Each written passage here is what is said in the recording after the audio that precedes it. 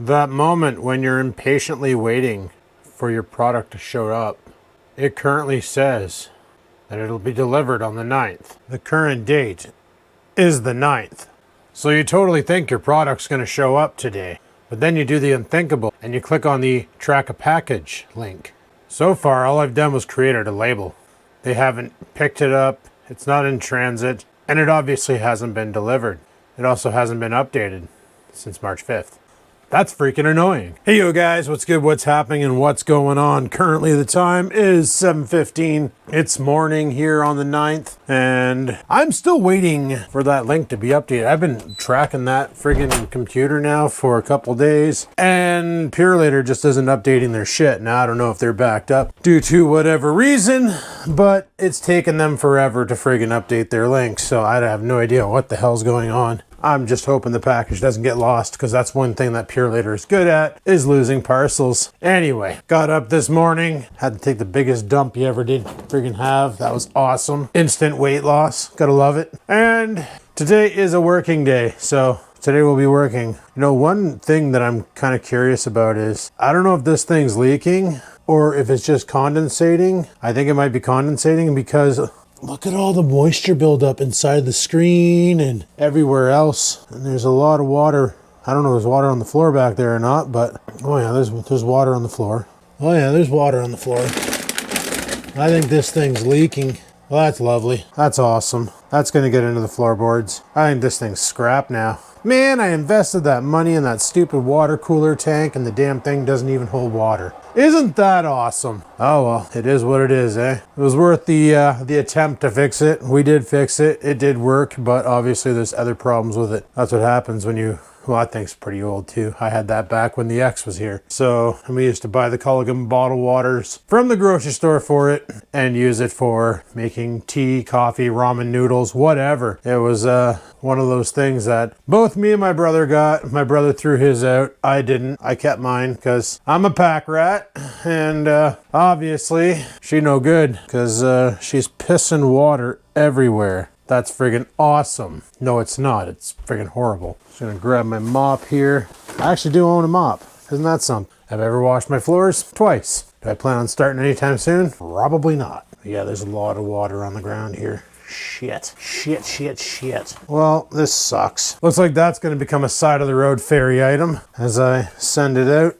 It'll clean up more room in the kitchen. So always look on the bright side of life. Like I said, today's a working day. It's also a stare at the Dell home screen and see if my package is going to arrive today. It'd be kind of cool if it did, because that would give me something to do tonight. Set up the laptop, get it ready for video rendering, and give it a test run, because I'm really curious after doing all the specification reviews on that processor as to what she's going to do. Now you're probably saying, Adam, you're getting that laptop. What are you doing with the 25U? You're going to sell it? 25U is going to be my dedicated streaming laptop. I'm probably going to move it over to my other desk where the gaming computer is and use that to, well, basically game on. Or by game on, I mean by running the stream. Or I might leave it exactly where it is and strictly use the new laptop for mobile editing. Like when I go over to Clifford's to film the Pound Abbey episodes, or if we're going to be remote live on location and I need a laptop to produce videos, that thing comes with me and away we go. Well, making my first coffee of the day, but we're not going to drink it just yet. Doing that whole waking up first hour of the day, just let cortisol do its job and wake your body up. And then once she starts to drop, then you can boost it again with some caffeine. So 20 after 7, I figure might as well get it started, get it mixed, because I like putting the whipping cream into it with a shot of sweetener, just to give it a little bit more flav. I could drink it black, but might as well enjoy some things in life, you know?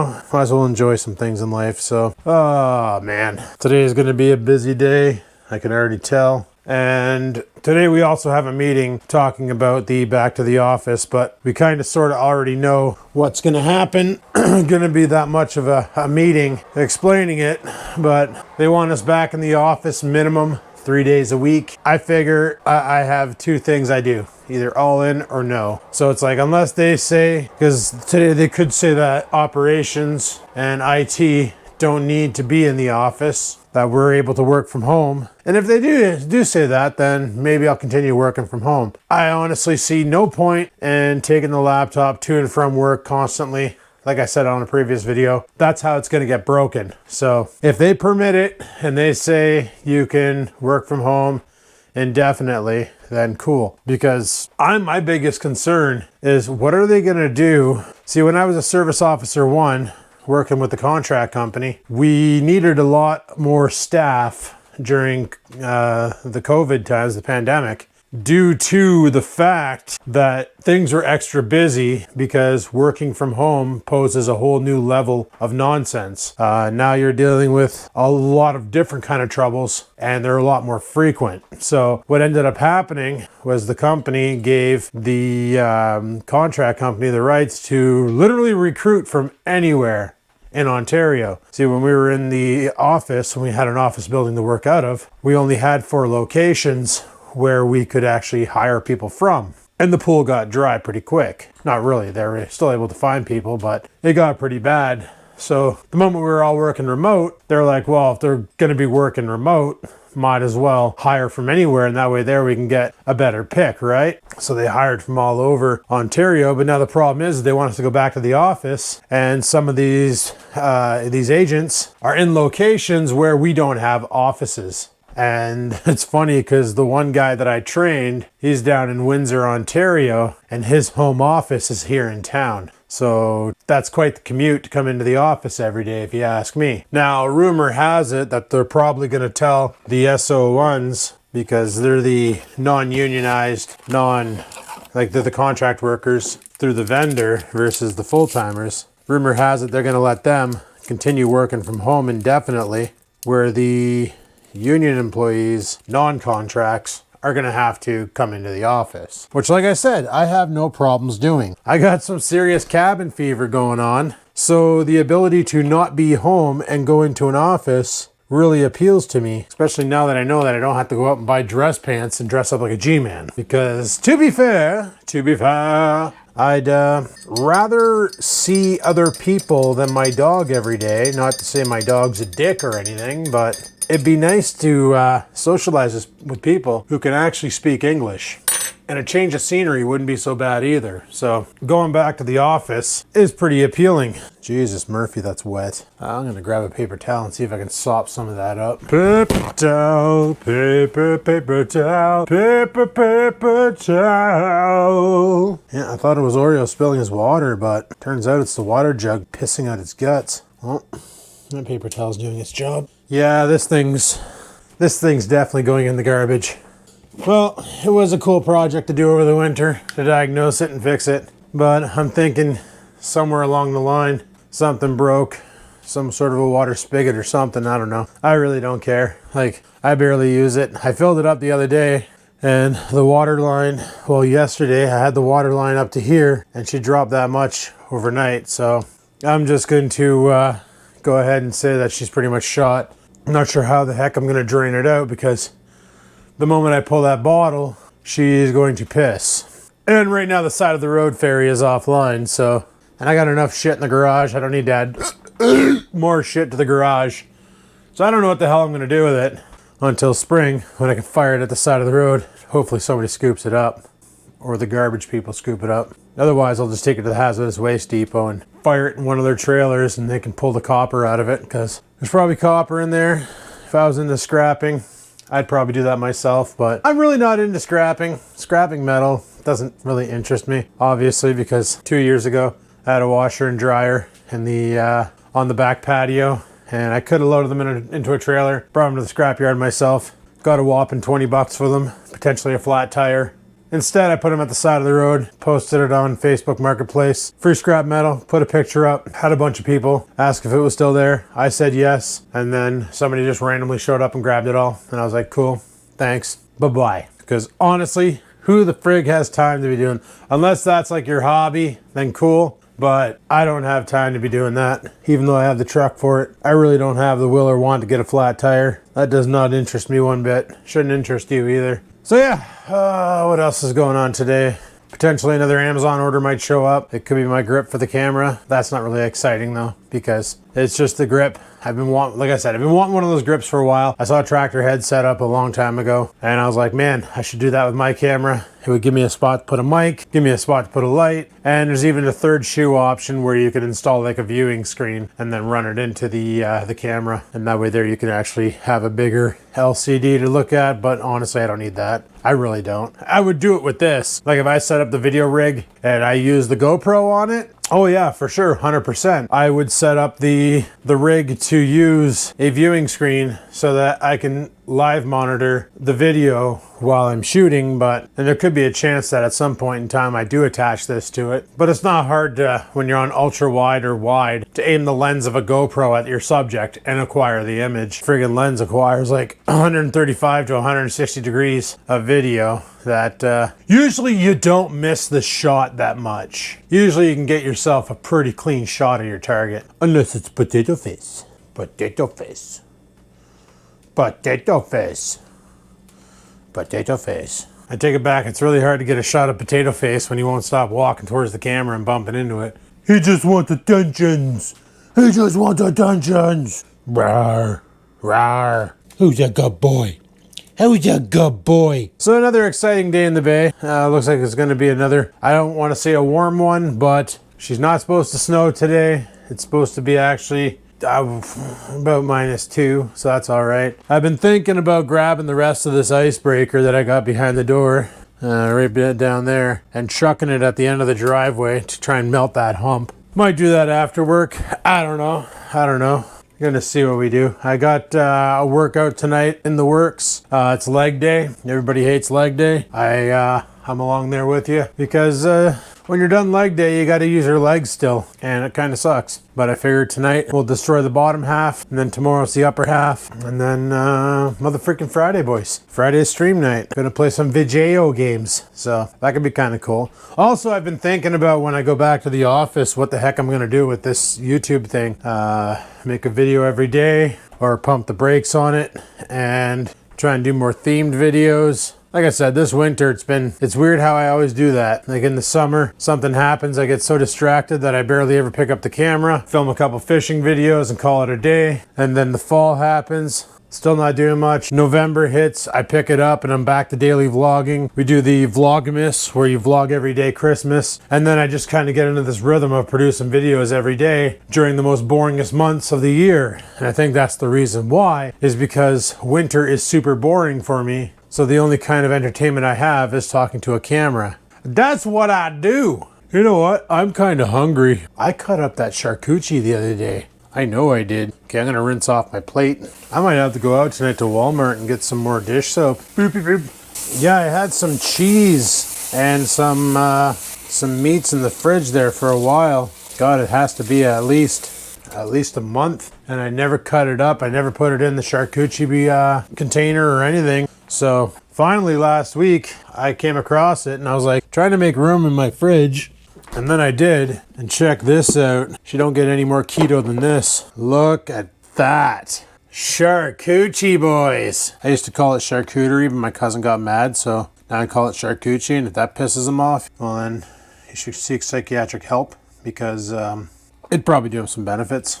Anyway, I'm gonna grab some of each meat because I love meat. Grab a bunch of cheese. Oreo right now is freaking out.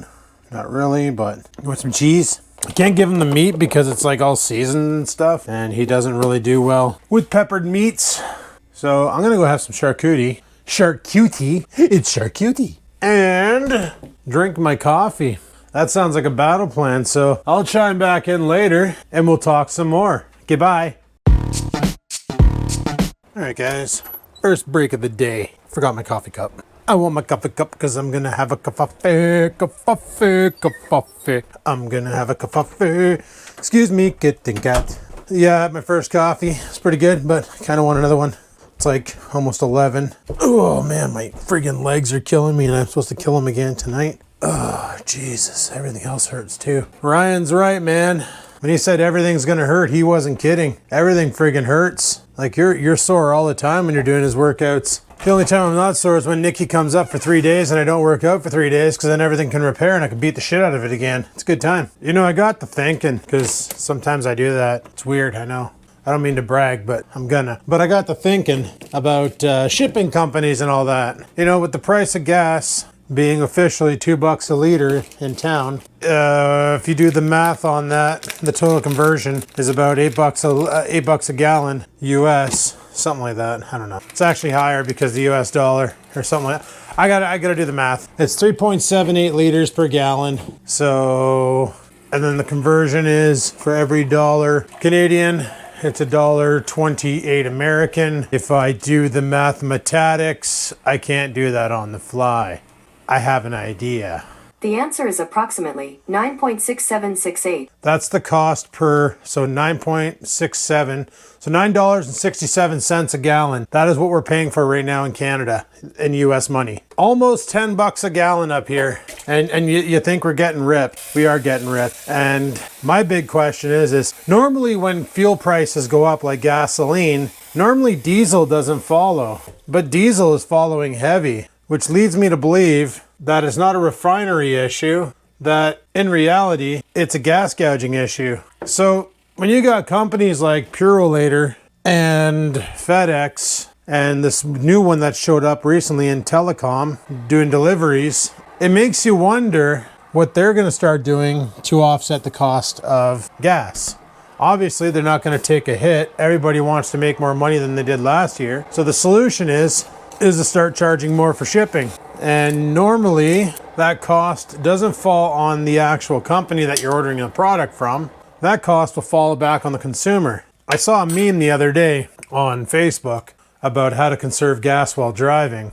And it's pretty common stuff, except for one of them. Basically, it was instead of hitting the brakes hard when coming to a stop, let your vehicle slowly coast to the stop sign so that you don't stop prematurely and then have to use throttle to get up to the stop sign. That's pretty much common sense. Secondary is lighten your load. Don't carry as much weight in your vehicle. So like for instance, how I have an IKEA snow fort in the back of the truck, or as I call it, winter traction control. If I were to remove all that weight, I would consume less fuel in the winter because I wouldn't be hauling around all that extra capacity for no freaking reason. However, having that extra weight in the truck means less chance of me spinning my tires and accelerating profusely and burning more fuel. So it's kind of you go from there. But I guess what they mean is like in cars, for instance, I have a couple friends who have a lot of shit in their cars for no reason. Like my one buddy, he literally carries around all of his snowboarding gear and everything, even if he's just going to work. Like he hasn't been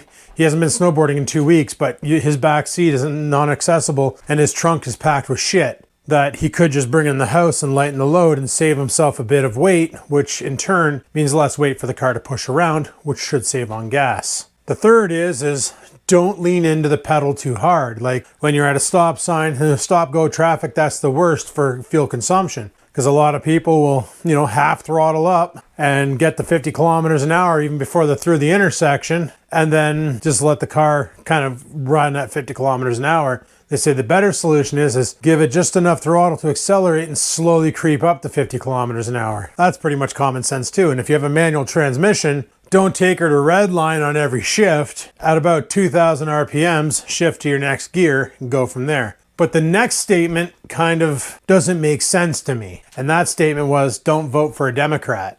The government right now has no control over this. There's stuff the governments can do, like, release their gas tax. And that's happening actually in Alberta. They announced that the 15.7 cents that the Alberta government gets on gasoline tax, they're going to annul it for the time being to try and offset the cost of gas, which is pretty friggin' awesome of them. My big concern is they go ahead and do that, and then the gas companies turn around and just jack the prices even more. Like, releasing the gas tax is one thing, but we definitely do need the governments to get involved and start saying, whoa, whoa, whoa. Okay, what the hell's going on with this gouging? Like, there's got to be a bill passed where corporate greed is no longer a thing. Like, we get it. COVID was tough on everybody. I have friends who lost their house, lost their jobs, lost their businesses. Literally, everything they worked hard to create was destroyed in over 2 years because of the mandated shutdowns and the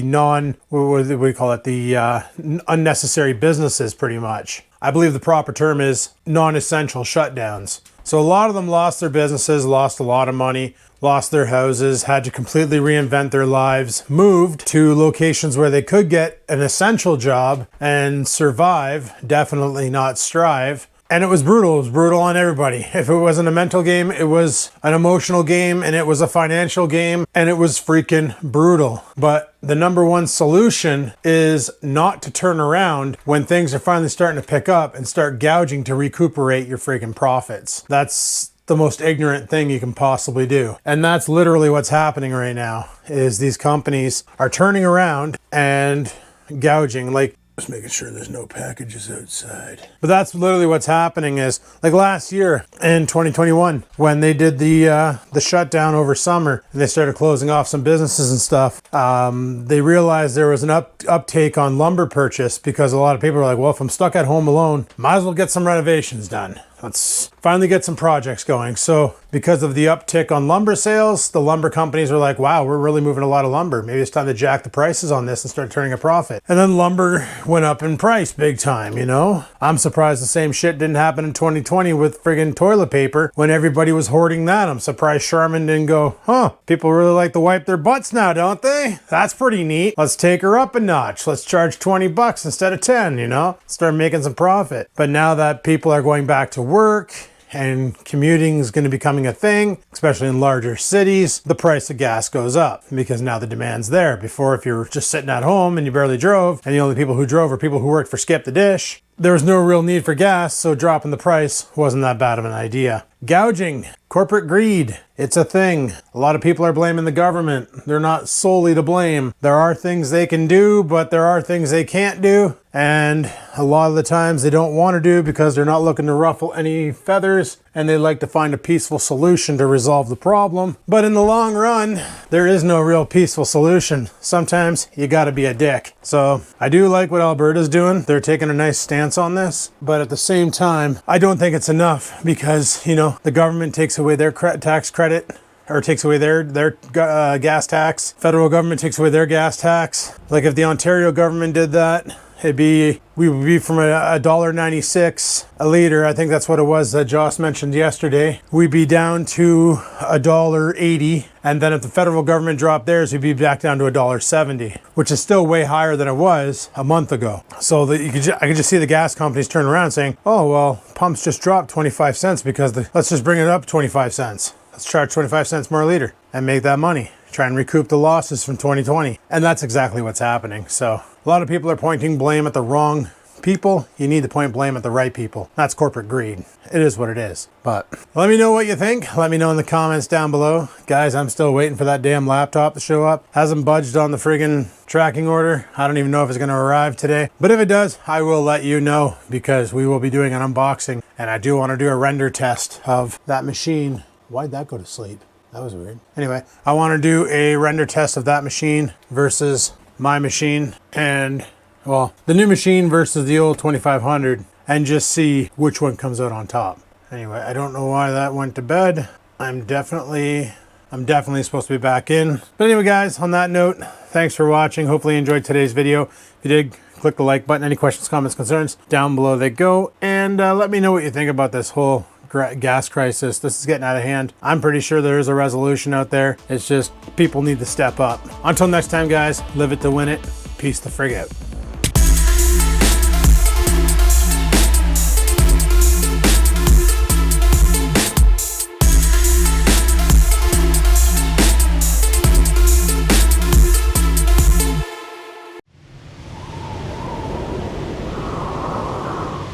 Sit, stupid, sit. Good dog.